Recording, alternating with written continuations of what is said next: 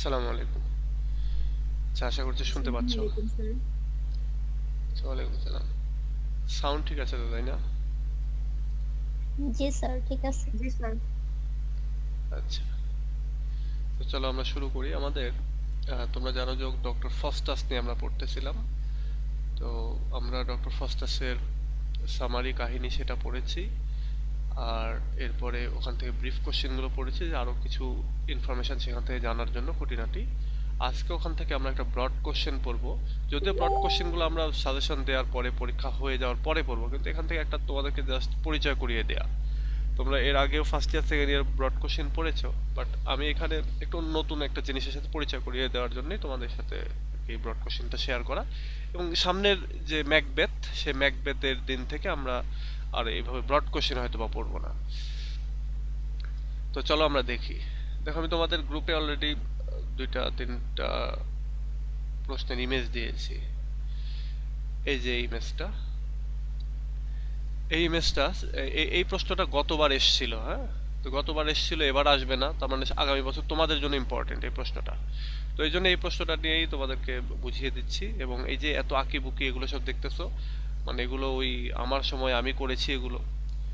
In fact এই যে কোনায় উই পোকা খেয়ে ফেলেছে। উই পোকা ঠিক না, পানি পানি পড়েছিল মেবি। তো তারপরে এখান থেকে উদাহরণটা দিচ্ছি যে কিভাবে এগুলো করা যায়। যে কোনো প্রশ্ন কিভাবে নিজের মন মতো বা ইয়ে করে পয়েন্ট আউট করে সেগুলোকে লেখা যায়, কিভাবে পয়েন্ট বাড়িয়ে লেখা যায়। আর যেহেতু থার্ড ইয়ার, এখানে একটা দুইটা সেন্টেন্স পেলে ওই সেন্টেন্সটাকে ইনিয়ে বিনিয়ে 4-5 সেন্টেন্স করতে হবে তোমাকে। তো এটা কিভাবে করা যায় সেগুলোই আজকে তোমাদেরকে দেখাবো আমি। পাশাপাশি আরেকটা জিনিস, যদি আমরা সময় পাই, যদি এটা সময় পাওয়া মুশকিল হবে কারণ অনেক বড় প্রশ্ন। আর যদি সময় পাই তাহলে আমরা এখান থেকে আরো একটা প্রশ্ন আমরা দেখব, সেটা হলো এই যে ক্যারেক্টার অফ মেফিস্টোফেলিস। মেফিস্টোফেলিসের ক্যারেক্টারটা আমরা এটা দেখব। ক্যারেক্টারটাও আলোচনা করা জরুরি এই জন্য যে একটা ক্যারেক্টার আমরা আলোচনা করব, এরপরে দুনিয়ার যত ক্যারেক্টার আছে আমরা ওই স্টাইলেই আলোচনা করতে থাকবো। তাহলে যেটা হবে যে আমাদের ক্যারেক্টার রিলেটেড যত প্রশ্ন এই আজ থেকে, অর্থাৎ এই যে তোমাদের সেকেন্ড ইয়ার থেকে শুরু হয়েছে ড্রামা বা অন্যান্য ইয়ে ছিল, তো ফার্স্ট ইয়ারে ওই যে সাইলাস মার্নার যে নোভেলটা ওটা ছিল, তো ক্যারেক্টার ওখান থেকেও তোমরা পড়েছো। থার্ড ইয়ারে অনেক অনেক ক্যারেক্টার পড়তে হয়, ফোর্থ ইয়ারে অনেক ক্যারেক্টার পড়তে হবে।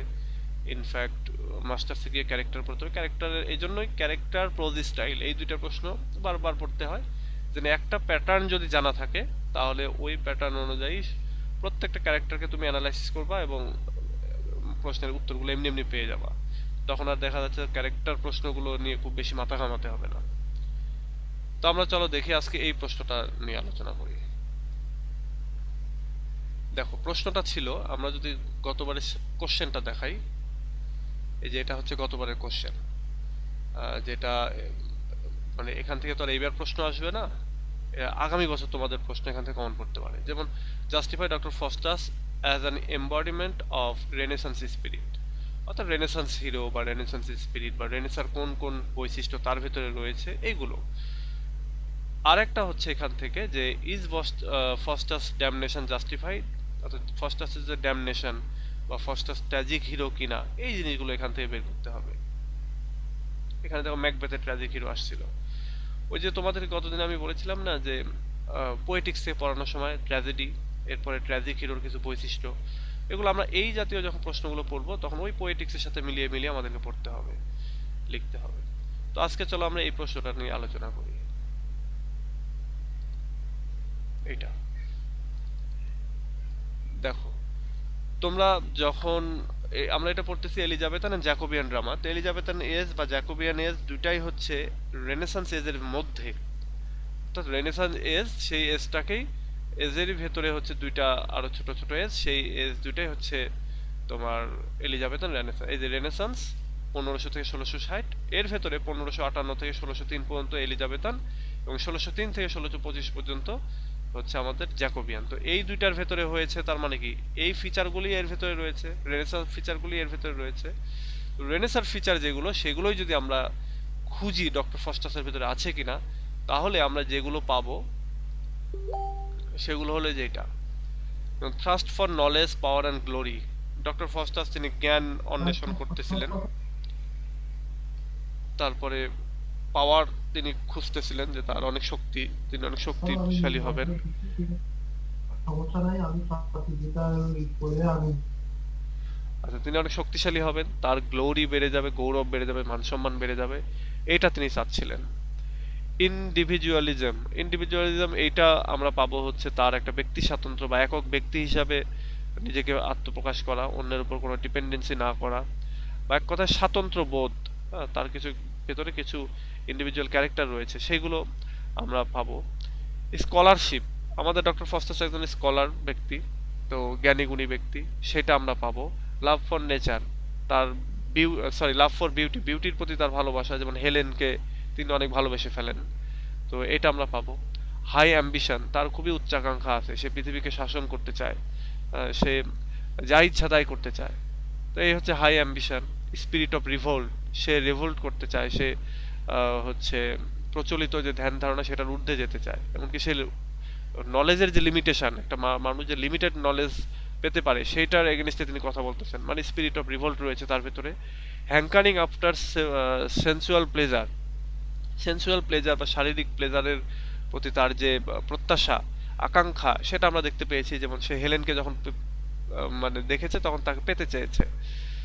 তারপরে ওয়ার্ল্ডলিনেস, ওয়ার্ল্ডলিনেস বলতে ধর্মের প্রতি আবেগ অনুরাগ এগুলো কম, বরং তিনি পার্থিব বা এই জাগতিক বিষয়গুলোকে তিনি বেশি প্রাধান্য দিচ্ছেন, জাগতিক ভাবে তিনি পাওয়ারফুল হতে চাচ্ছেন।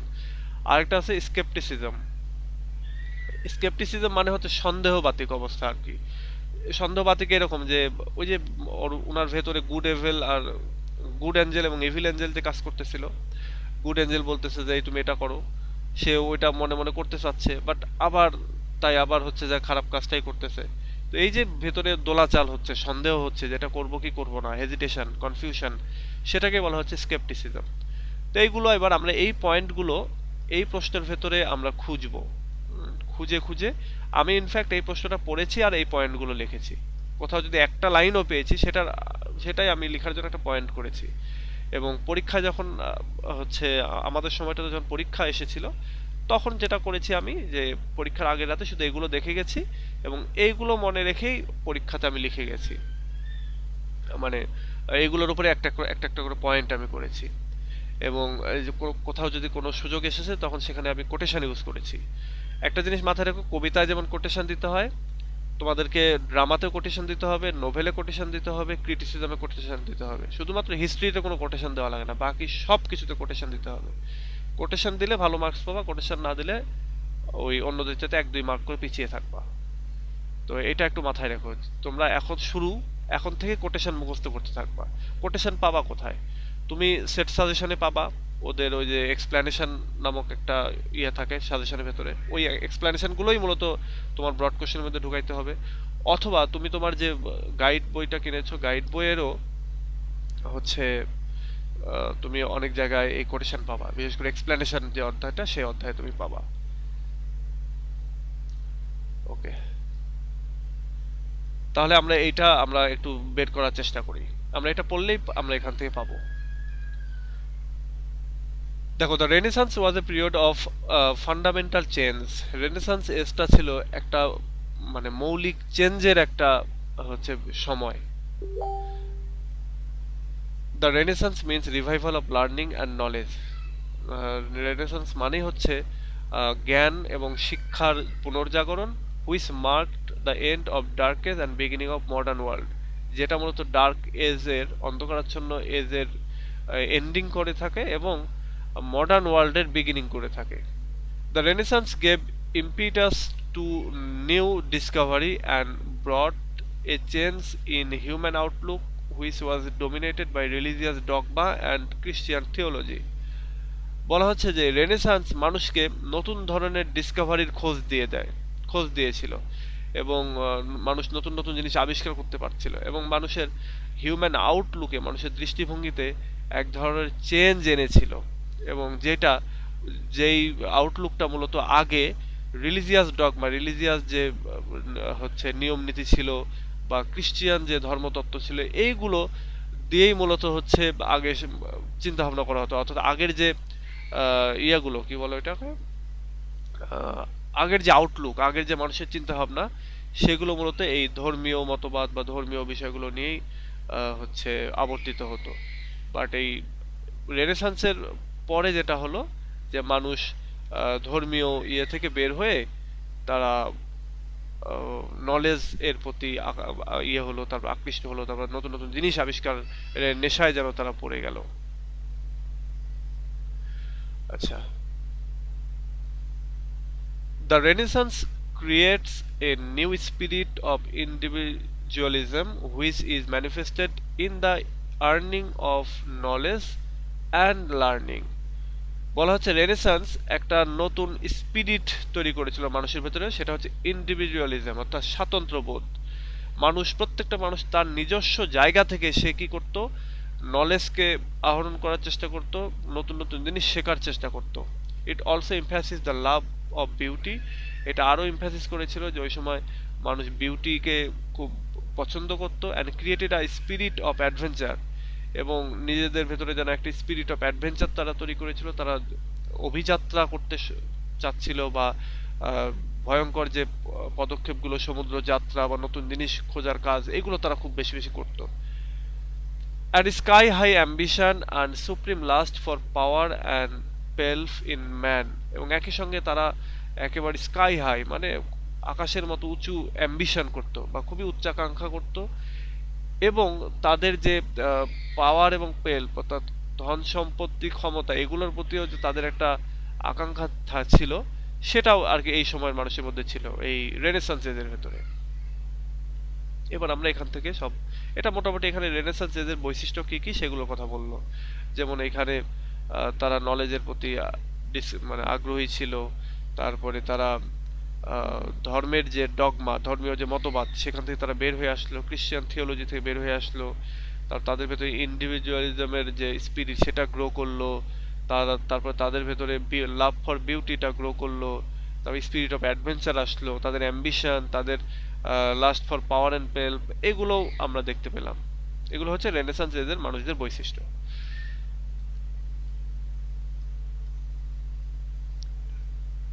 আচ্ছা, Christopher Marlowe was the product of the renaissance. Christopher Marlowe হচ্ছে রেনেসান্সের প্রোডাক্ট, অর্থাৎ রেনেসান্স এজের রাইটার তিনি, এই জন্য বলা হচ্ছে renaissance product. And his doctor Faustus represent the spirit of renaissance, এবং তার ডক্টর ফস্টাস এই রাইটিংটা রেনেসান্স যুগের যে স্পিরিট সেটাকেই রিপ্রেজেন্ট করতেছে, সেটাকে উপস্থাপনা করতেছে। হু shows a great earning for unlimited knowledge, power and glory, এবং যেই ডক্টর ফস্টাস তিনি দেখাচ্ছেন একটা অদম্য ইচ্ছা, কিসের? আনলিমিটেড নলেজ পাওয়ার, শক্তি পাওয়ার এবং গৌরবান্বিত হওয়ার বা গ্লোরি পাওয়ার।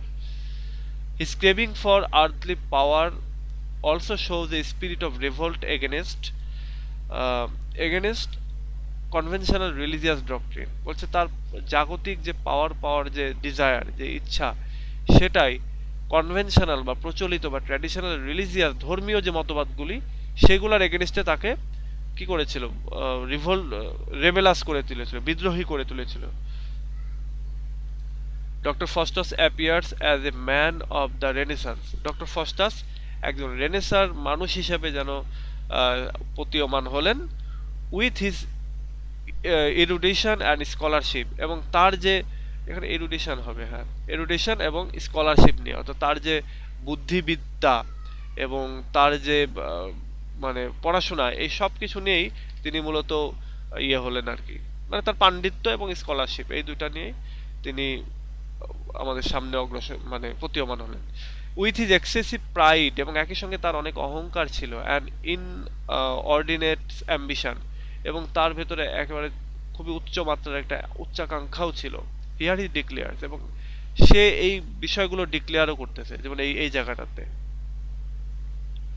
জায়গাটাতে এই জিনিসটা তোমরা ইউজ করতে পারো। যেমন এইটাকে আমি আমার মনে আছে যে দাগগুলো দিয়েছি, মানে আমি এগুলো এটাকে ইউজ করেছি আমি, তারপরে যে এটা ইউজ করেছি। এখন তোমাদের মনে হতে পারে যে এই জায়গাটাতে যে এই একটু কথা আছে যে he revolt against the conventional religious doctrine, এইটুকু দিয়েই আমি তার একটা পয়েন্ট বানিয়ে ফেললাম যে হচ্ছে কই গেল, এই যে স্পিরিট অফ রিভোল্ট, তাহলে এটা দিয়ে কিভাবে হলো, এটাকে কিভাবে এক্সপ্লেইন করব? এটাতে কিভাবে এক্সপ্লেইন করবো, আমি ধরো ইংলিশে না আমি বাংলায় বলে দিই। ধরো এই পয়েন্টটাই আমি বলতেছি, পয়েন্টটা এতে এরকম যে ডক্টর ফস্টাস তিনি খুবই রেবেলাস ছিলেন। তিনি ওই সময়ের প্রচলিত রিলিজিয়াস যে ধ্যান ধারণা, ডক্ট্রিন, ডগমা, এগুলোর এগেনস্টে তিনি রিভল্ট করেছিলেন এবং এগুলোকে তিনি অ্যাভয়েড করে তিনি নতুন জ্ঞান অন্বেষণ করতে চেয়েছেন। এই জন্য আমরা দেখেছি যে তিনি ওই যে এক মানে ফিস্টের যে আয়োজন হয় সেখানে তিনি পোপ এর সাথে একটু ফাজলামিও করেন, মানে পোপের সাথে ফান করেন বা পোপকে তিনি ইনসাল্ট করেন, এটা আমরা দেখেছি। তাহলে এই যে তুমি এই কথাটা বললা এবং স্টোরি যদি তোমার জানা থাকে, তাহলে যে পোপের সাথে তিনি যে একটু ইয়াকি ফাজলামি করেছেন, পোপকে চর মেরেছেন, তো ওইটা যখন তুমি এর সাথে জুড়ে দিবা তখন দেখবা যে ওইটা তোমার পরিপূর্ণ একটা পয়েন্ট হয়ে দাঁড়ালো। এখন এই যে পোপের উদাহরণটা কিন্তু এখানে নাই, কিন্তু তাই বলে কি আমি এখানে দিব না? আমি আমার স্টোরি জানা আছে সেখান থেকে আমি এটা দিয়ে দিলাম। তাহলে আমার এখানে যদিও একটা ফ্রেজ বা একটা সেন্টেন্স আছে, বাট যখনই আমি হচ্ছে এইটা অ্যাড করলাম তখন এটা বড় হয়ে গেল। তারপর আমরা এটাও বলতে পারি যে তিনি যেহেতু রিলিজন মানুষকে সংকুচিত করে রাখে বা একটা কন্ট্রোলের ভেতরে রাখে, তিনি রিভোল্ট করে সে কন্ট্রোল থেকে বের হয়ে যাচ্ছেন। বের হয়ে তিনি পরলৌকিকতা বা পরকালকে তিনি বাদ দিয়ে তিনি পার্থিব জগৎকে প্রাধান্য দিচ্ছেন এবং এই জন্য তিনি পার্থিব জগতের যে পাওয়ার, সেটাকে তিনি পাওয়ার জন্য এমনকি ব্ল্যাক আর্টের চর্চাও তিনি করতেছেন, এরকম করে বলতে হবে। এই যে দেখো এটা এই গাইডে নাই, নিজের মতো করে তুমি এইভাবে, মানে আমি এইভাবে বললাম, এইভাবে যদি তোমরাও নিজের মতো করে বলো, টিচাররা কিন্তু এটাই চায় থার্ড ইয়ারে, যে আচ্ছা ঠিক আছে ছেলেটা একটু নিজের মতো করে বলুক। আর অবশ্যই ইংরেজি কিন্তু ভুল হওয়া যাবে না। ফার্স্ট ইয়ার সেকেন্ড ইয়ারে তোমার দু একটা ইয়ে ভুল গেলে ওগুলোকে ধরবে যে আচ্ছা ঠিক আছে, কিন্তু থার্ড ইয়ারে এসে ভুল করা যাবে না। থার্ড ইয়ারে দেখা যায় দু একটা বানান টানান ভুল হতে পারে, তুমি টিএইচই দিয়ে মানে দে লিখতে গিয়ে টিএইচই দিয়ে বসে গেছো আর ওয়াইটা দিতে মনে নাই, এগুলোকে বলবে আচ্ছা slip of the Nip. But যখন দেখবে যে একটা পুরো সেন্টেন্সের গ্রামারই ভুল, তখন কিন্তু এগুলো সিরিয়াস ভুল। ওকে, আচ্ছা এবার আমাকে বলো তো বুঝতে পারতেছো কিনা, অর্পা বুঝতে পারতেছো?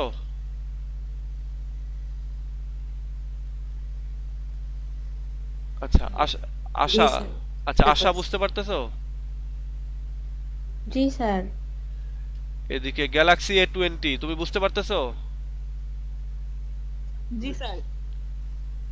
ওবায়দুর রহমান বুঝতে পারতেছো তুমি? জি জি স্যার, বুঝতেছি।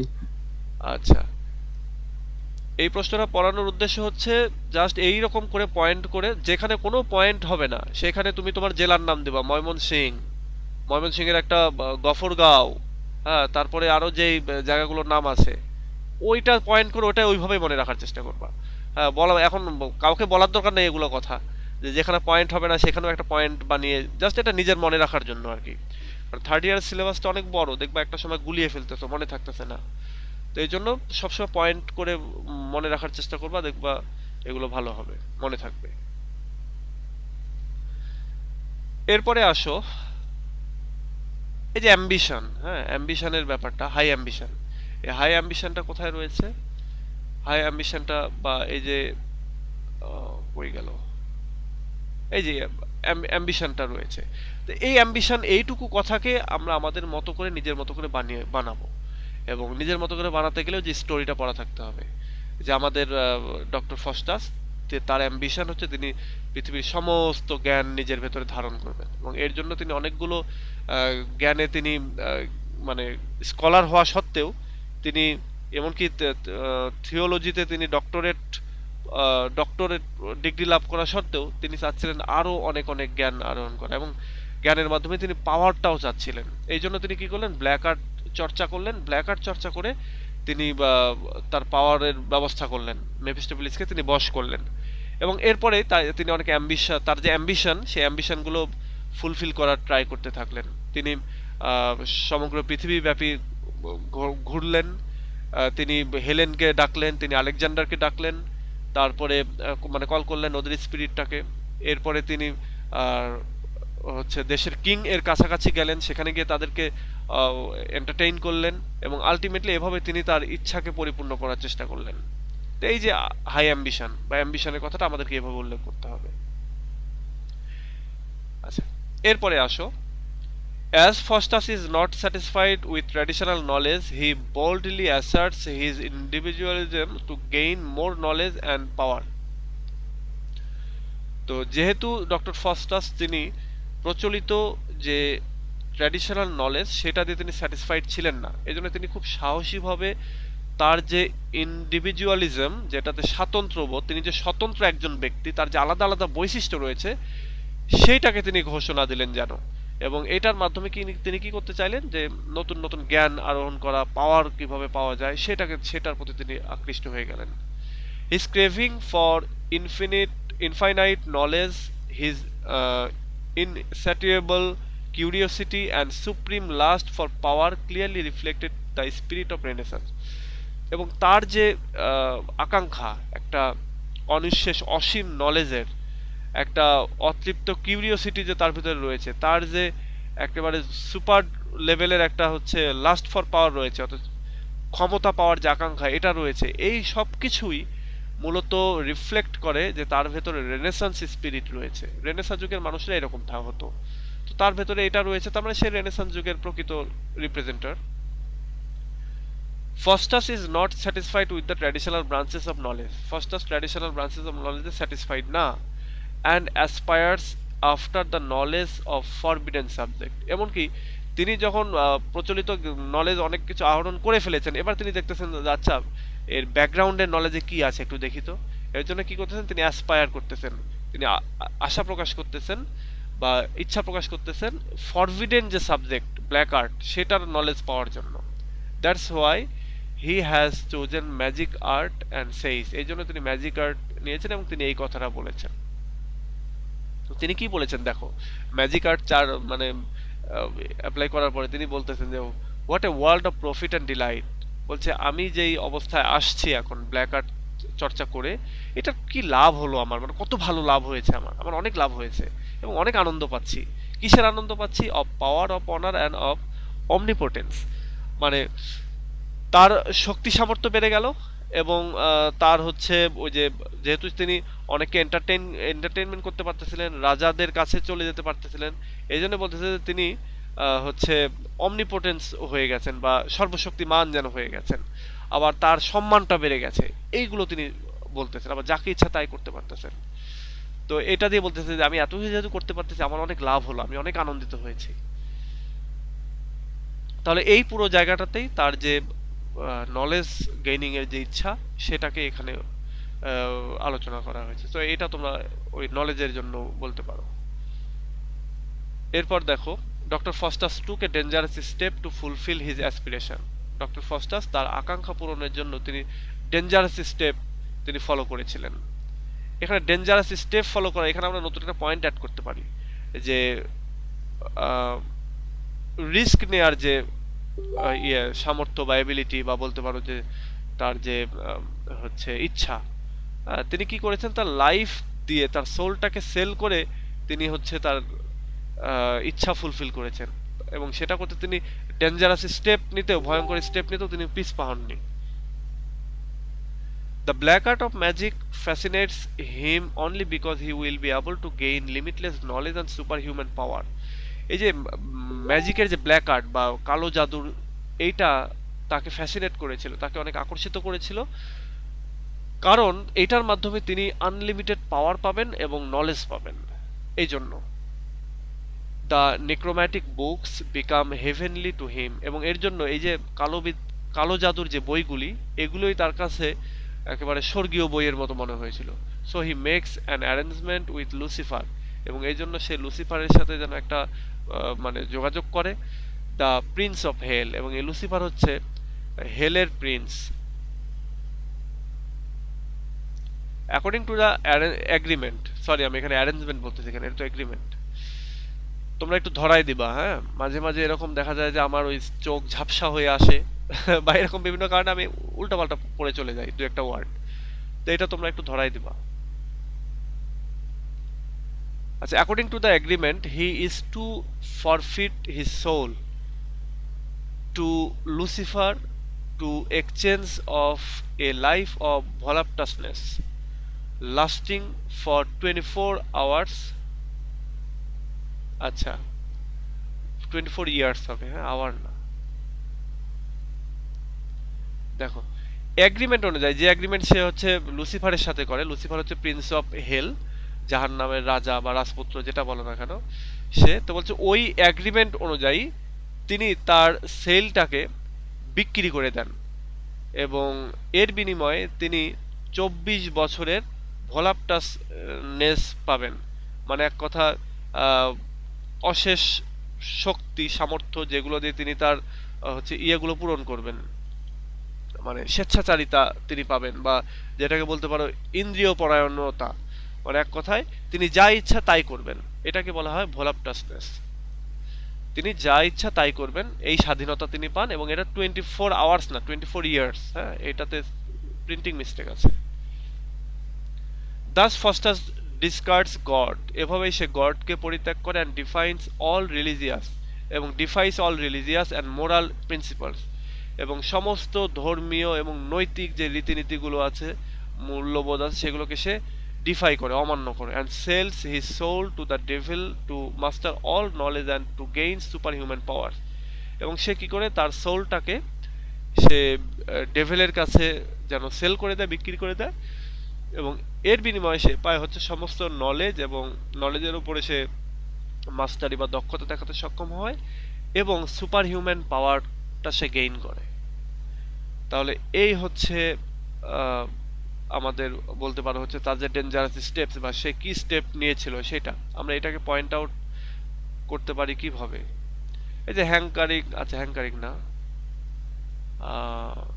ইন্ডিভিজুয়ালিজম এটাকে বলতে পারি, ট্রান্সফার নলেজ এটার ভিতরে ফেলে দিতে পারি, স্কলারশিপ এটার ভিতরে ফেলতে পারি, আচ্ছা বা ওয়ার্ল্ডলিনেস এটার ভিতরে ফেলতে পারি।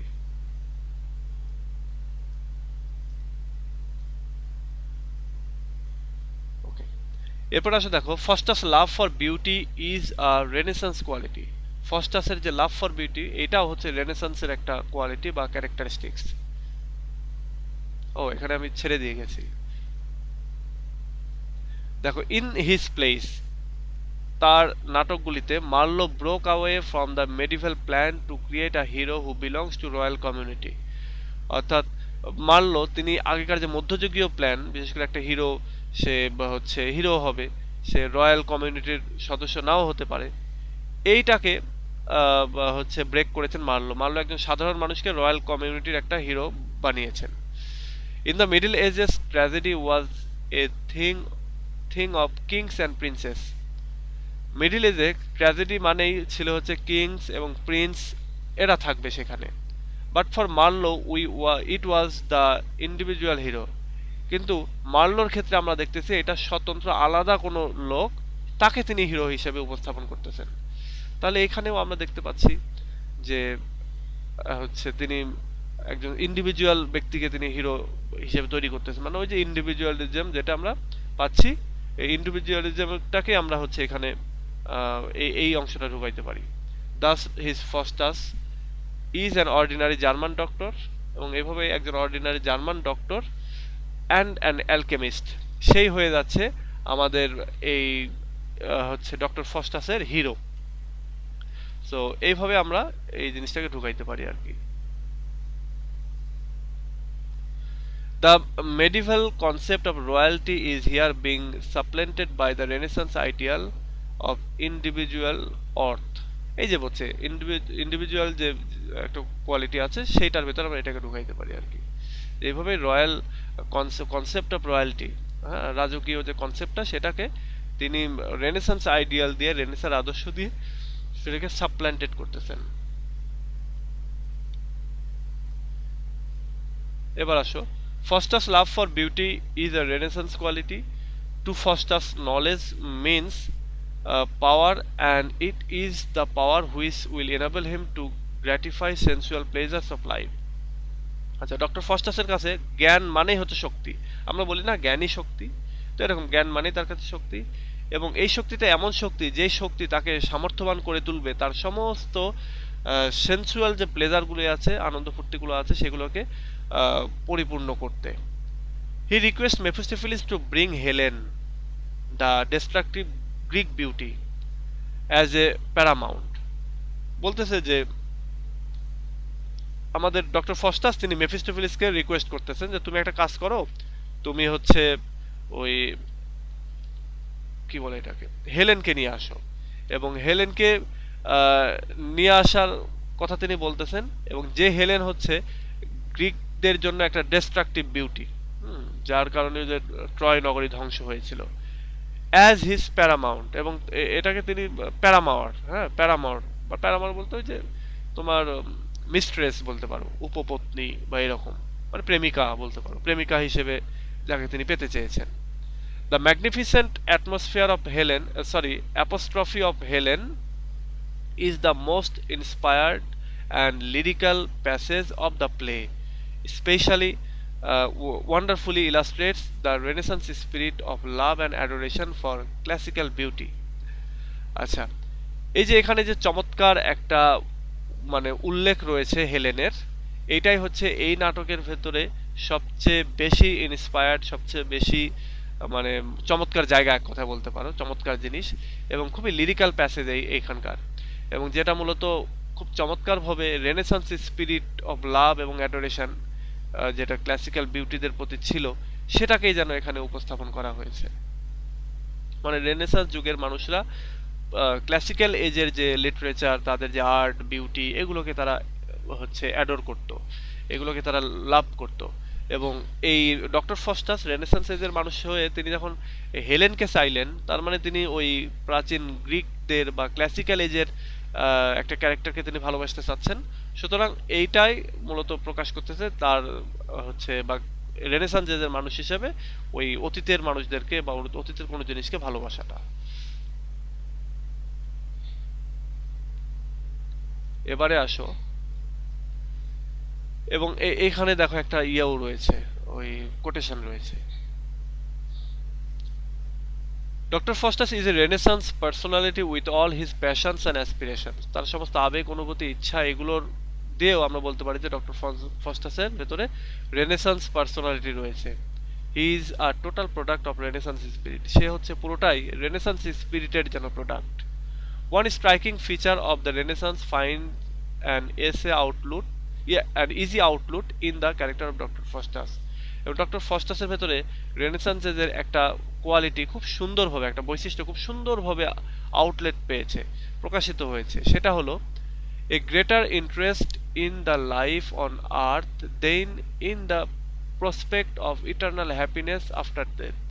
অর্থাৎ তিনি মৃত্যুর পরে এই জীবনে তিনি ভালো কাজ করবেন এবং মৃত্যুর পরে একটা ইটারনাল সুখ পাবেন, সেইটার চাইতে তিনি বর্তমান যে লাইফ এবং তার যে জীবন সেটার প্রতি তিনি বেশি ইন্টারেস্ট শো করেছেন, গ্রেটার ইন্টারেস্ট শো করেছেন। এটাকে এক ধরনের বলে হচ্ছে ওই যে কার্ভ ডিম থিওরি বলে আর কি। হ্যাঁ, এটা তোমরা থার্ড ইয়ারে তো তোমরা এটা পাবা সামনে, যখন আমরা ওই যে অ্যান্ড্রু মার্ভেলের কবিতা পড়বো তখন ওখানে টু হিজ স্কয়ার মিস্ট্রেস কবিতার ভেতরে তোমরা কার্ভ ডিম থিওরি পাবা, যেটার মানে হচ্ছে সিজ দ্য মুমেন্ট, মানে বর্তমানকে এনজয় করা, উপভোগ করা। হ্যাঁ, ভবিষ্যতে কি হবে না হবে ওইটার কথা চিন্তা করে বর্তমানকে হেলায় ফেলে দেওয়া যাবে না, বর্তমানে যা আছে এটাকে এনজয় করতে হবে। মানে একটা কাইন্ড অফ অন্য রকমের চিন্তা ভাবনা। আচ্ছা, এরপরে conclusion. To conclude, Marlowe himself was a child of Renaissance and he invariably projected his personality into mighty character of his towering heroes. আচ্ছা, এটা না পড়ি, আমি আরেকটা জিনিস দেখাই। সেটা হলো এখানে তো আমরা এটা পেলাম, এখন এই পয়েন্টগুলো যদি দেখা যায় যে এইখান থেকে তুমি এনাফ পেলে না, যদি এরকমটা হয় থার্ড ইয়ারে কোনো একটা প্রশ্ন তোমার কাছে পড়ে মনে হচ্ছে যে না অ্যান্সারটা অতটা ভালো হলো না, তাই বলে কি তুমি বসে থাকবা কিংবা ওইটাই লিখবা? না, তোমাকে যেটা করতে হবে যে সিমিলার ওই টাইপের প্রশ্ন তোমার বইতে আর কি আছে এটা তোমাকে খুঁজে বের করতে হবে। বই, গাইড বা তোমার কোনো ফ্রেন্ডসের কাছে কোনো কিছু আছে কিনা সেরকমটা বের করতে হবে, বের করে ওই প্রশ্নটাকে আরো ডেভেলপ করতে হবে। দেখো, আমি যখন এটা পড়লাম, এটা পড়ার পরে আমি যখন খুঁজতেছিলাম তখন আমি আবার পেয়েছিলাম আরেকটা রাইটিং, সেটা হচ্ছে মানে একটা শর্ট নোট আর কি। আমাদের সময় শর্ট নোটগুলো অনেক বড় হতো, তো সেই শর্ট নোটগুলোর ভেতরেও এটাই ছিল, এই যে consider Faustus as a renaissance hero. তো এই প্রশ্নটারই অ্যান্সার আমরা এই যে এখান থেকে শুরু করে এই জায়গাটাতে, এবং এই জায়গাটাতে আমি লিখেছিলাম যে মোরালি লুজ। আমাদের ডক্টর ফাস্টাস একজন মোরালি লুজ ক্যারেক্টারের লোক, নেগলেক্ট, এটা কি কি লিখেছি আল্লাহ জানে, TRUGHT, ট্রুথ নাকি? আচ্ছা, এখানে দেখো worldly man, trust for knowledge, love for power, glory, beauty, মানে love for power, love for glory, love for beauty, তারপরে ইন্ডিকেশন ফর ওয়েলথ, সম্পদ পাওয়ারও তিনি ইয়ে করেন। যেমন ওই প্রশ্নটার ভেতরে আমাদের এই এই হচ্ছে পয়েন্টটা নাই, যে ইন্ডিকেশন ফর ওয়েলথ মানে হচ্ছে যে সম্পদ ভালোবাসে, সেটা ওখানে নাই। তারপরে নেগলেক্ট ট্রুথ, ট্রুথ মনে হয় হবে, হ্যাঁ আমি এখানে ভুল করেছি হয়তো। তো এই ট্রুথকে নেগলেক্ট করতেছেন, সেটাও একটা আর কি তার ইয়ে। বা এই যে মোরালি লুজ, এটা রয়েছে মোরালি লুজ এই জন্যই যে ওই যে হেলেনকে তিনি পেতে চাচ্ছেন এবং হেলেনকে সে কিস করতেছে, এটা আমরা দেখেছি। সো এইটা তার লুজ ক্যারেক্টারের ইয়ে দিচ্ছে। ইনফ্যাক্ট ওইখানে এবং এইখানে যদি আলাদা কোনো কোটেশন পেয়ে যাও, সেই কোটেশনটাও তোমরা ব্যবহার করতে পারবা। তো এইভাবে একটা প্রশ্ন থেকে এভাবে শর্ট প্রশ্ন বের করে আমরা এভাবে পড়তে পারি। আরেকটা জিনিস মানে এই পয়েন্ট বের করে আরেকটা জিনিস যে আমরা সিমিলার ওই টাইপের আরো প্রশ্ন আমরা খুঁজে বের করার চেষ্টা করব, যাতে করে আমরা নোটটাকে আরো সমৃদ্ধ করতে পারি। থার্ড ইয়ার মানে পরিশ্রমের সময়, এই সময়টাতে বেশি হেলাফেলা করা যাবে না। এই তোমাদের পরীক্ষাটা হয়ে গেলে আমি সাজেশন দিয়ে দেবো এবং সাজেশন অনুযায়ী তখন পড়তে থাকবো আমরা। আচ্ছা, তো এই গেল। এবার আমরা চলে আসি মেফিস্টোফেলিসের ক্যারেক্টার।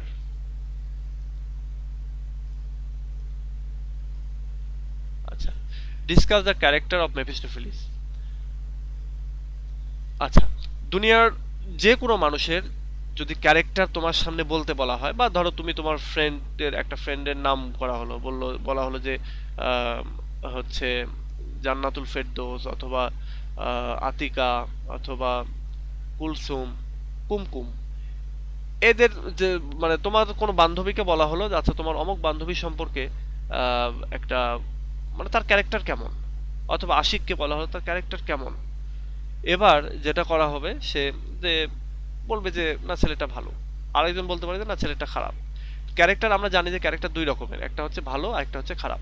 খালি ক্যারেক্টার মানে ভালোগুলোই বলবো বা খারাপগুলোই বলবো এরকমটা না, হ্যাঁ, ক্যারেক্টারের ভালো খারাপ দুই দিকই থাকবে। তো যখনই আমরা যে কোনো ক্যারেক্টারকে যখন আলোচনা করতে যাব, তখন আমরা সেটা ভালো খারাপ দুই দিকই আমরা আলোচনা করব। একটা জিনিস দেখো, এখানে মেফিস্টোফেলিসের ক্যারেক্টার সম্পর্কে যদি আমরা একটু আলোচনা করি, দেখো আমি কি কি পয়েন্ট পেয়েছিলাম সেই সময়টাতে। আমাদের সময় একটা রিসোর্সই ছিল, হ্যাঁ, এর বাইরে আমরা কোনো নোট পেতাম না, কারণ তখন ইন্টারনেট ব্যবহার করা আমরা জানতাম না। ইনফ্যাক্ট স্মার্টফোন তখনও আসেনি। আমরা যাইতাম সাইবার ক্যাফেতে যাইতাম, কিন্তু সাইবার ক্যাফেতে গিয়ে দেখা যায় যে নাটক সিনেমা নিয়ে পড়ে থাকতাম। কিসের পড়া, গেছি কিন্তু পড়তে, কিন্তু পড়া আর আসে না। তো এগুলোর কারণেও আমরা ওই রিসার্চগুলো ব্যবহার করতে পারিনি। আবার নেটেও তখন এত অ্যাভেলেবল ছিল না, এখন যেরকম সার্চ দিলেই তোমরা পেয়ে যাও, ওরকমটা ছিল না। এই জন্য এই একটা নোটকেই ভেঙে চুরে আমাদেরকে বিভিন্ন রকমভাবে বানাতে হতো। তো দেখো এইখানে আমরা জানি যে মেফিস্টোফেলিস একটা বাজে ক্যারেক্টার, এক নম্বরের সে হচ্ছে বাজে ক্যারেক্টার। তো এই বাজে ক্যারেক্টারের ভেতরেও কিছু ভালো গুণ আছে, কিছু বাজে গুণ আছে, সেগুলো আমরা দেখব। যেমন আমি একটা উদাহরণ দেই। এই ক্ষেত্রে আমরা জানি যে হচ্ছে গরুর গোবর যেটা এটা একটা খারাপ জিনিস, আমরা তাই জানি, তাই না? কিন্তু এটা আবার কি উৎকৃষ্ট মানের জৈব সার না? তো এটা উদাহরণ দিচ্ছে। মেফিস্টোফেলিস ধরো খারাপ, তার ভেতরেও কিছু গুরুত্বপূর্ণ বা কিছু ভালো ভালো কোয়ালিটি ছিল। যেমন এখানে দেখো, সে হচ্ছে ওয়ার্নার বলতে সতর্ককারী। আমাদের ডক্টর ফস্টার যখন শুরুতে এই যে নেক্রোম্যান্সির চর্চাটা করতে চাচ্ছিল, তখন যখন প্রথমবার আমাদের মেফিস্টোফেলিসকে ডাকলো, সে ডেকে এসে বলল যে এটা আমি করতে চাচ্ছি, তখন সে কিন্তু তাকে ওয়ার্ন করেছিল যে বুঝো এটা করলে কিন্তু তুমি আর ফেরত যেতে পারবে না, তোমার উপরে এভাবে ড্যামনেশন চলে আসবে, এরকম অনেক কিছু কিন্তু বলেছিল।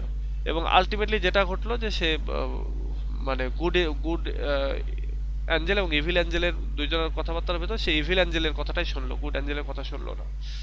তো এক কথা এখানে ওয়ার্নার হচ্ছে আমাদের মেফিস্টোফেলিস।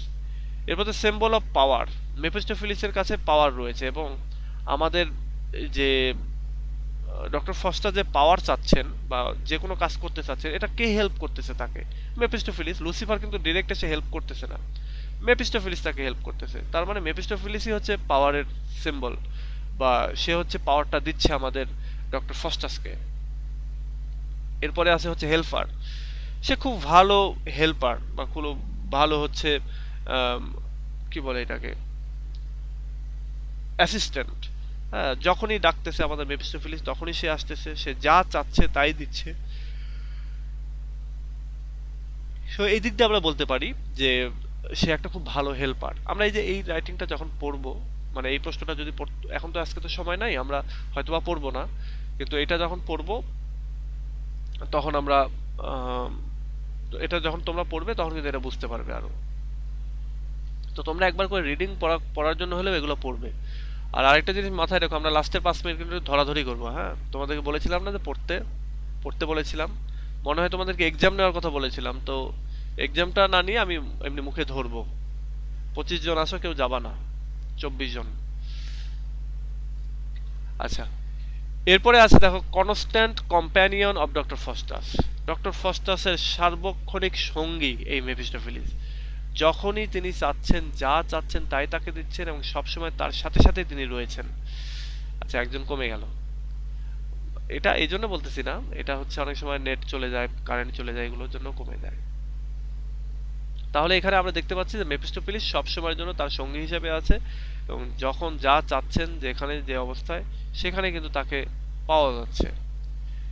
এরপরে দেখো, ডিসকারেজ টু দ্য হেভেন। এই মেফিস্টোফেলিস কিন্তু হেভেনকে ডিসকারেজ করতেছেন। যখন আমাদের ডক্টর ফস্টাসের মনের ভেতরে দোটানা কাজ করতেছিল, তখন কি করলেন এই মেফিস্টোফেলিস? সে তার সামনে কিছু মেয়েদেরকে নিয়ে এসে তাদেরকে নাচতে লাগিয়ে দিল। তারপরে হচ্ছে সে তাকে বোঝালো যে আসলে হেল তো, আমরা হেলে তো আছি। হ্যাঁ, যেদিন হেভেন হারালাম সেদিন থেকেই তো হেল, এর আর আলাদা কি হেল আমাদের দরকার আছে? হ্যাঁ, আমরা আর কি আলাদা হেলে যাব, অন্য কি হেলে যাব? তো এই যে এই কথাগুলো, এগুলো কিন্তু মূলত মেফিস্টোফেলিস আমাদের ডক্টর ফস্টাসকে বলে বলে তাকে হেলের ব্যাপারটাতেই তাকে ইন্সপায়ার করতেছে। মানে সে যাতে কি বলে এটাকে, সে যাতে ইয়েকে না চিন্তা করে, ইয়ে নিয়ে তোমাদের ওই জান্নাত জাহান্নাম নিয়ে যেন আর চিন্তা ভাবনা না করে বা অরিড না হয়, সেজন্যই বলতেছে তাকে যে আমরা তো হেলেই আছি, আলাদা আর কি হেল আসবে আমাদের ভেতরে, হেলের কি আসবে? আচ্ছা, তো এই কথাগুলো, এছাড়াও আরো অনেক কিছু আছে, যেমন সে হচ্ছে ভালো একজন রিপ্রেজেন্টার, লুসিফারের খুব বিশ্বস্ত একটা রিপ্রেজেন্টার, সে খুবই রেসপন্সিবল। তারপরে এই তো এই কথাগুলোই যদি আমরা বলি বা এক্সপ্লেইন করি, তখন এরকম ভাবে আমরা এক্সপ্লেইন করবো। আর আরেকটা জিনিস, ওই যে আমি যেটা বললাম, যে কোনো ক্যারেক্টারকে যখন তুমি আলোচনা করতে যাবে, সেই ক্যারেক্টারের ভিতরে কি কি বৈশিষ্ট্য আছে, ভালো খারাপ কি কি বৈশিষ্ট্য আছে, এটা একটা আগে লিস্ট করে নেবা। যেমন ধরো, তুমি তোমার একটা বন্ধু সম্পর্কে ধরো কেউ একজন জিজ্ঞাসা করলো যে ও কেমন, তখন তুমি বলতেছো যে ও হচ্ছে হেল্প করতে পছন্দ করে। হ্যাঁ, ও হচ্ছে পড়াশোনা রিলেটেড যত হেল্প আছে তার কাছে সবাই যে যায় তাই পায়, কিন্তু তারপরে ও একটু কৃপণ, ও টাকা পয়সা খরচ করতে চায় না, ওর ভেতরে জেদ রয়েছে। তারপরে ও জেদ থাকলে ও হিংসুটে না, জেলাস না। তারপরে ও অনেক পরিশ্রমী, ও পড়াশোনায় অনেক রেগুলার। হ্যাঁ, ও শক্তিশালী, স্ট্রঙ্গার, এটা মনের দিক থেকে, ফিজিক্যালি, দুই দিক থেকেও। ও অনেক হচ্ছে ফ্রেন্ডলি, হ্যাঁ, অনেক দয়ালু, অনেক পাংচুয়াল, কিন্তু সে আবার একটু নোংরা। সে হচ্ছে ঠিক মতো গোসল করে না, শীত আসলে 7 দিন পর গোসল করে। মানে আমি এটা উদাহরণ দিচ্ছি আর কি, যে একটা ক্যারেক্টারকে যখন আমরা ডিফাইন করতে যাই, ক্যারেক্টারের ভালো গুণ খারাপ গুণ সব নিয়ে আসবো। ঠিক যখন আমরা মানে কোনো স্টোরির ক্যারেক্টার যখন আমরা পড়তে যাব, সেই ক্যারেক্টারে, যেমন ধরো এরপরে যখন আমরা ম্যাকবেথ পড়বো, তখন ম্যাকবেথের যদি ক্যারেক্টারটা আমাদের পরীক্ষা আসতে চায় বা আমাদের পড়তে হয়, তাহলে ম্যাকবেথের মধ্যে কি কি গুণ আছে, এমনকি এটাও বলবো যে ম্যাকবেথ তার বউকে ভয় পায়। হ্যাঁ, এটা আমরা বলবো। এবং মানে এই যে এগুলো আমরা সামনে পড়বো আর কি, জানবো আমরা। এমনকি নেক্সট দিন থেকে আমাদের ম্যাকবেথ পড়বো আমরা। তো এই জিনিসগুলো এইভাবে তোমাদেরকে পড়তে হবে যে একটা ক্যারেক্টার যখনই ধরবো, যে কোনো ক্যারেক্টার আসলে এটাকে সাধারণভাবে একটা ব্যক্তি হিসেবে চিন্তা করবা। চিন্তা করে ওই স্টোরি পড়ে ওর ভেতরে কি কি পাওয়া যাচ্ছে সেটা একটা লিস্ট করবা। আর ওই লিস্ট অনুযায়ী একটা করে স্ট্যান্ডা দিবা, যেখানে প্রাসঙ্গিক মনে হবে সেখানে মিনিমাম 2টা কোটেশন দেওয়ার চেষ্টা করবা, বাস ভালো মার্কস পেয়ে যাবা, ফুল মার্কস পেয়ে যাবা। এমনকি অন্যদের চাইতে যে মুখস্থ লিখেছে তার চেয়ে বেশি মার্কস পাবা।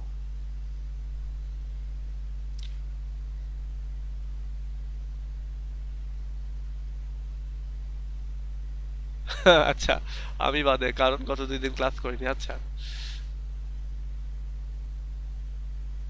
আচ্ছা, প্রথম ক্লাস, আচ্ছা সমস্যা নেই, আমি ধরবো যার প্রথম ক্লাস সে অ্যান্সার করো না, তাহলেই হবে। ওকে, তো এই হচ্ছে আমাদের আলোচনা আজকের। আমরা আজকে এ পর্যন্ত আলোচনা রাখছি। এবার তোমাদেরকে একটু ধরাধরি করি, একটু পড়াইতে হবে আর কি, ধরে ধরে না পড়াইলে হবে না। তবে একটা জিনিস মাথায় রেখো, তোমরা তো যখন অনার্সে উঠেছো তখন থেকেই জানো, এখন থার্ড ইয়ারে মানে অনেকটা ম্যাচিউরিটির কাছাকাছি। তোমরা খেয়াল করেছো যে যখন তুমি এসএসসি ইন্টারমিডিয়েট ছিল তখনও কিন্তু বাবা মারা একটু পড়াশোনার খবর নিত, বাট এখন কিন্তু আর খবর নেয় না। এখন তারা চুপে থাকে যে কখন ছেলে এসে বলে যে ফর্ম ফিল আপের জন্য 7,000 টাকা লাগবে, 5,000 টাকা লাগবে। আবার আমরা তো স্টুডেন্ট, আমরা সবসময়ের জন্য কি হয় যে 5,000 লাগলে 7,000 বলি, 7,000 লাগলে 10,000 বলি। এটাই করে থাকি আমরা। তো এই জন্য বাবা মারা এখন ভয়ে থাকে। সেই এসএসসি ইন্টারে কোনো রকম ইয়ে হয়ে গেছে, এখন তো আরো বছর বছরে লাগতেছে বই টই এটা সেটা। তো এই জন্য আর জিজ্ঞাসা করে না পড়ার কি অবস্থা, ম্যাক্সিমাম ফ্যামিলিতে যেটা করে থাকে। তো এই জন্য নিজের রেসপন্সিবিলিটি নিজের উপর নিতে হবে। ওকে, তো তাহলে তোমাদেরকে আচ্ছা সামনের দিনে আমি কি পড়াবো এটা আগে বলে দিই। সামনের দিনে পড়াবো হচ্ছে এই যে ম্যাকবেথের লেকচার শিট রেডি, এটা আমরা সামনের দিন পড়বো। সামনের দিন আমি শেয়ার করে সামনের দিন এটা এটা পড়াবো। আর আমরা ডক্টর ফস্টার সম্পর্কে মোটামুটি একটা ধারণা নিলাম। আহ, ধারণাটা এরকম যে ডক্টর ফস্টাস একজন স্কলার লোক ছিল, তো প্রচলিত অনেক জ্ঞান অর্জন করে ফেলেছে, কিন্তু সে চাচ্ছিল আরো জ্ঞান অর্জন করতে। কারণ সে মনে করে যে জ্ঞানই পাওয়ার, জ্ঞানই শক্তি। এই জন্য সে কি করলো, যে প্রচলিত অনেক জ্ঞান যেহেতু হয়ে গেছে, এবার একটু ব্ল্যাক আর্ট চর্চা করি। সে একটু ব্ল্যাক আর্ট চর্চা করতে গেল, চর্চা করতে গেলে দুইটা মানে স্পিরিটকে কল করতে পারলো, মেফিস্টোফিলিস, এবং তাকে দিয়ে সে যা ইচ্ছা তাই করতে থাকলো।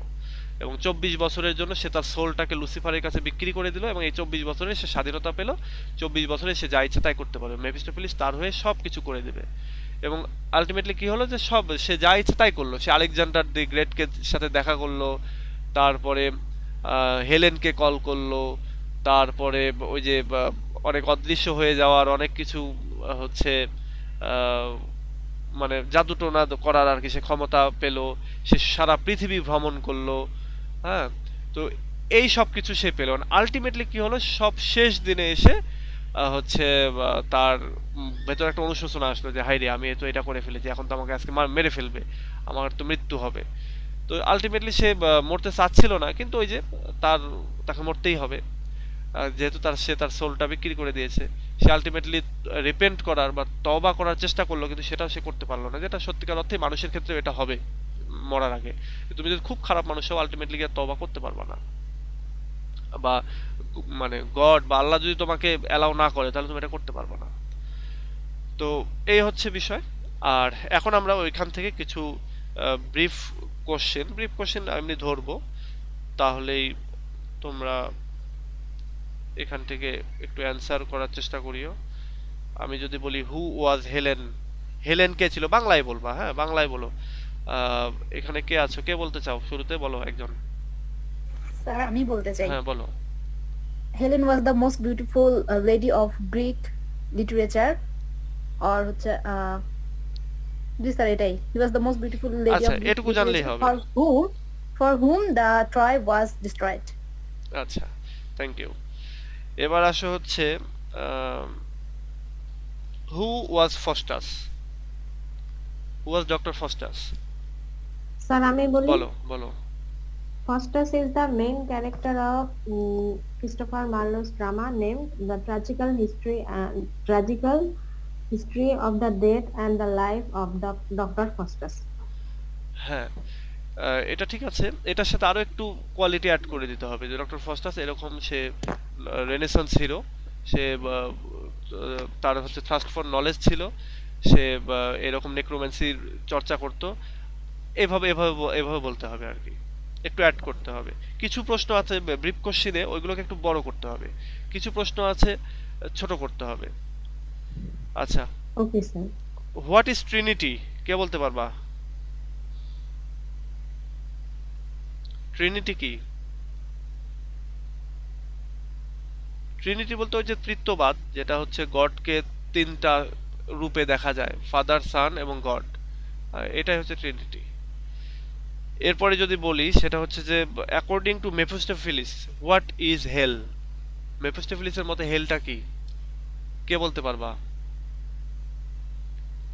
রুনা বলো তো। জি স্যার, আমি তো পড়ি নাই, ওই দিন ক্লাসটা অর্ধেক করে তো আচ্ছা আসছিলাম, একটু ঠিক সমস্যা আছে, ছিল। তাহলে মিথিলা বলো। মিথিলা।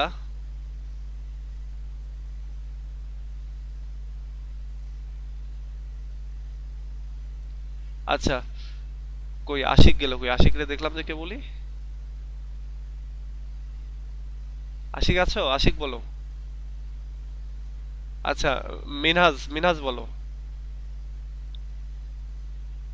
আচ্ছা, এখানে ওই মেফিস্টোফেলিসের আইডিয়ার মধ্যে হেল হচ্ছে মানে এরকম একটা প্লেস যেখানে লুসিফার এবং তার অনুসারীদেরকে বন্দি করে রাখা হয়েছিল, এবং যেখানে মানে হেভেন নাই আর কি, এরকম কিছু একটা। না, বিষয়টা এরকম না। মেফিস্টোফেলিসের মতে, মানে মেফিস্টোফেলিস এখানে বলেছে যে হেল তো আমরা হেভেন থেকে পৃথিবীতে আসার পর থেকে আমাদের হেলের অ্যাক্টিভিটি শুরু হয়ে গেছে।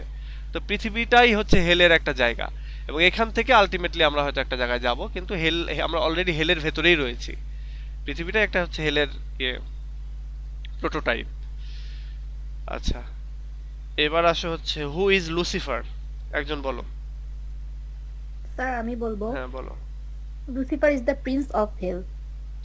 হ্যাঁ, কিন্তু এইটুকুতে তো অ্যান্সার মানে বললে তো, ওই যে আমরা অনেক সময় যেটা হবে, আমি এটা বলি যে এটা তোমাদের ফার্স্ট ইয়ার সেকেন্ড ইয়ারেও হবে, সেকেন্ড ইয়ার পরীক্ষা দিয়ে আসছো, সেক্ষেত্রেও এটা হবে যে তুমি 10-এ 10 পাইছো, 10-এ 10টাই কারেক্ট করেছো, কিন্তু মার্কস দিয়েছে স্যার 8 বা 7, মানে এভারেজ মার্কস দিয়েছে। কারণ কি? এই যে এটা যে লুসিফার হচ্ছে প্রিন্স অফ হেল, এটুকু বললে হবে না। Lucifer is one of the main character of Dr. Faustus. He is referred to Shaitan. এরকম ভাবে উল্লেখ করতে হবে, and he is called the prince of hell. এরকম ভাবে যদি বলো তখন হচ্ছে পুরোটা অ্যান্সার আসলো। যদি ব্যাপারটা এরকম বলা হয় যে যদি এরকম হয় যে তুমি তোমার নিজের সম্পর্কে বলো, তখন যদি তুমি বলো যে আই অ্যাম আতিকা, শেষ, তাহলে তো হলো না, ওইখানে তো আরো অনেক কিছু বলতে হবে। তারপরে ধরো তোমাকে বলা হলো যে আচ্ছা তুমি আজকে লাঞ্চ করেছো, অথবা তুমি শুধু বললো যে হ্যাঁ, এটুকু বললে তো হলো না, মানে হয় না যে যদি জিজ্ঞাসা করো তোমার নাম কি, তুমি বললো যে আতিকা, শেষ না, আরেকটু যোগ করতে হবে। কি যোগ করতে হবে ওইটা তোমাকেই বের করতে হবে। তো এই জন্য একটু বাড়িয়ে বলতে হবে। আমাদের একটা জিনিস মাথায় রাখবা, তোমাদের 80 মিনিটের হচ্ছে এক্সাম, তো 80 মার্কের এক্সাম, তো তোমরা সময় পাবা 4 ঘন্টা, মানে প্রায় প্রতিটা প্রশ্নের জন্য তোমরা 3 মিনিট করে সময় পাবা। একটা ব্রিফের জন্য তুমি 3 মিনিট সময় পাবা, তো 3 মিনিটে তোমাকে লিখতে হবে, 3 মিনিটে একটু বাড়িয়ে লেখা যাবেই। তো যদি বলা হয় যে হু ইজ লুসিফার, তুমি যদি বলো যে জাস্ট এটুকুই বলো যে প্রিন্স অফ হেল, হলো না, ওইটাকে আরেকটু বাড়িয়ে বলতে হবে। আচ্ছা, তো আজকে এ পর্যন্তই, আমরা সামনের দিনে আবার ধরবো এবং সামনের দিনে আরো পড়বো। তো আজকে পর্যন্ত তোমরা, আমি সামনের দিন আরেকটু বেশি ধরবো, হ্যাঁ, তোমরা সামনের দিনে এই ডক্টর ফস্টাসের উপরে পূর্ণাঙ্গ একটা ধারণা নিয়ে আসো। সামনের দিনে ডক্টর ফস্টাসের উপরে পূর্ণাঙ্গ একটা ধারণা নিয়ে আসো। ওইখানে দেখা যাচ্ছে একটু বড় করে বলবো, হয়তো যে রেনেসান্স এজের ফিচারগুলো কি বলো, ডক্টর ফস্টাসের ভেতর কোনগুলো আছে বলো, লুসিফারের ক্যারেক্টার, মেফিস্টোফেলিসের ক্যারেক্টারের বৈশিষ্ট্যগুলি বলো, এরকম আমি বলবো। তো তোমরা একটু সামনের দিন একটু প্রিপারেশন নিয়ে এসো, এটা ধরবো। আবার এটা না যে আচ্ছা আজকে ধরবে, আজকে ক্লাসই করবো না, পরে রেকর্ডিংটা করে নিব, এরকমটা না। আমরা এটা আমি জানি যে আমাদের শুরুর দিকে অনেক কিছু বুঝবো না, আমরা অনেকেই পড়বো না, এটা আমি জানি। তো এটাতে মানে হেটিং এর কোনো কিছু নাই, তারপরে ইনসাল্টের কোনো কিছু নাই, তোমরা সবাই রেগুলার থেকো, তাহলেই হবে। রেগুলার থাকলে দেখা যাচ্ছে একটা সময় অনেক কিছু তথ্য এমনিতেই মাথার ভিতরে চলে আসবে। আচ্ছা, তো আজকে এ পর্যন্ত। তোমাদের ক্লাস নিয়ে কোনো কথা থাকলে বলতে পারো, আমি ক্লাসটা শেষ করে দেবো।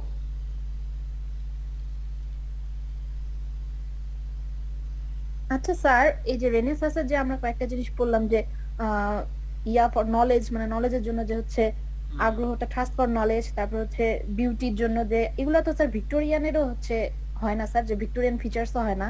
ভিক্টোরিয়ান ফিচার একটা আছে তো, ওই যে অ্যাডভেঞ্চার, এখানে যে অ্যাডভেঞ্চারাস। এখন কথা হচ্ছে যে এটা তো সব যুগেই ছিল। হ্যাঁ, এই যেমন এখন মডার্ন এজেরও তো ফিচার হচ্ছে অ্যাডভেঞ্চার। মডার্ন এজে মানুষ অনেক আরো বেশি অ্যাডভেঞ্চারাস না, এখন তারা ওই যে আমাদের বাংলাদেশ থেকে যে পাহাড়ের চূড়াগুলোতে উঠলো বা বিভিন্ন জায়গায় যাচ্ছে, এটা সেটা করতেছে। তো আবিষ্কার বা অ্যাডভেঞ্চারাস এগুলো সব যুগেই ছিল, কিন্তু দেখা হয়েছে যে লিটারেচারের ভেতরে কোন যুগে বেশি এটা এসেছে, সেটা আর কি। আচ্ছা ঠিক আছে স্যার। আচ্ছা, তো ঠিক আছে, আজকে এ পর্যন্তই। আমরা নেক্সট ক্লাস সামনের দিন করব। ভালো থেকো সবাই, নেক্সট ক্লাসে আবার কথা হবে। আল্লাহ হাফেজ।